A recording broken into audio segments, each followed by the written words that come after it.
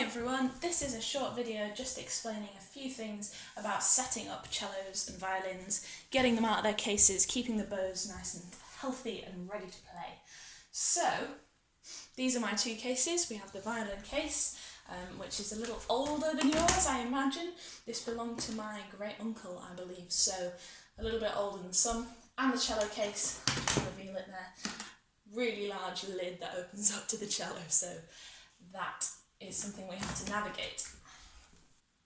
All violin cases and cello cases have something that holds the lid in place. So my violin case here, as you can see, two clasps. Yours probably has a zip going around the edge as well.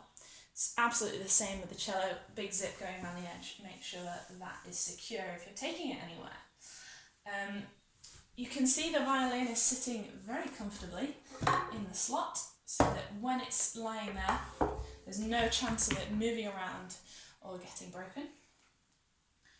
The bow is put in place very securely, so usually you put the tip end in first, slot it into that section, and then put the bow hair and the wood around a little twisting clasp that holds it exactly in place, so there's no problem there and it won't snap. The cello, similarly, lying very steady in the case.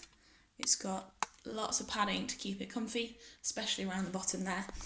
And at the top, most cases have a piece of Velcro just holding it in place. Here, my fancy cello case also has a really good piece of elastic just holding the top, so that if it falls forwards, there's no chance of that cello getting broken. There are lots of secret places to hold your rosin and your spare strings in the cases, always hidden away. Your shoulder rest might just need to sit somewhere in the case, but there's always going to be a place where it will be stored. Same with the cello, usually a little section up here on the outside edge of the case, and often a section at the back where you can store lots of your music. Let's have a closer look at the bow. There are lots of sections to the bow. The hairs along here are made of horsehair, and we shouldn't touch them with our hands because we can make the hairs dirty, or we can rub the rosin off the bow, so try not to touch the hairs too much. This long bit along here, you've guessed it, is the stick. The tip of the bow, so the pointy end up here, is called the tip. The section here, the black section with a little circle on it, is called the frog. We then have the grip up here, so it's got a black section and then probably some wire twisting around the stick of the bow. And then right at the end of the frog, this is the screw. This is what we're going to think about today. So when the bow is put away, the hairs should be quite loose, like this. So you can see that they've gone quite floppy. Okay. When you get the bow out of the case, ready to play, we need to tighten up the screw so that the hairs get a bit tighter. So as I turn, the hairs start to get tight and you see that none of them are floppy anymore. That's how we need to play with the bow, so that the hairs are quite taut and you make a really good sound.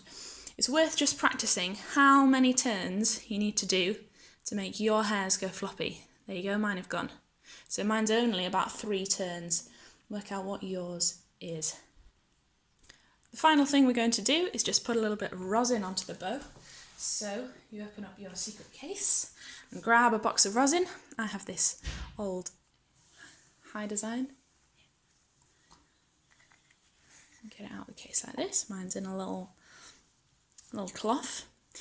You might have some rosin that's in a little wooden case, which is a lot easier to hold, but for this one, just grab your fingers underneath so that you're not touching the rosin itself because it's a bit chalky. That's it, so we're holding on to the outside. The bow at this point should be tight, so I'll just tighten mine up again. Nice tight hairs, so that you can rub the rosin up and down the hairs like this, all the way along the bow, making sure you get some rosin all over those hairs. The first time you do this will take about 15 minutes, but you need to make sure the hairs are nice and white, and you can see they've got rosin all over them. After that, each time you play, just spend a few minutes, not even a few minutes actually, a few rubs up and down, just making sure there's enough rosin on that bow.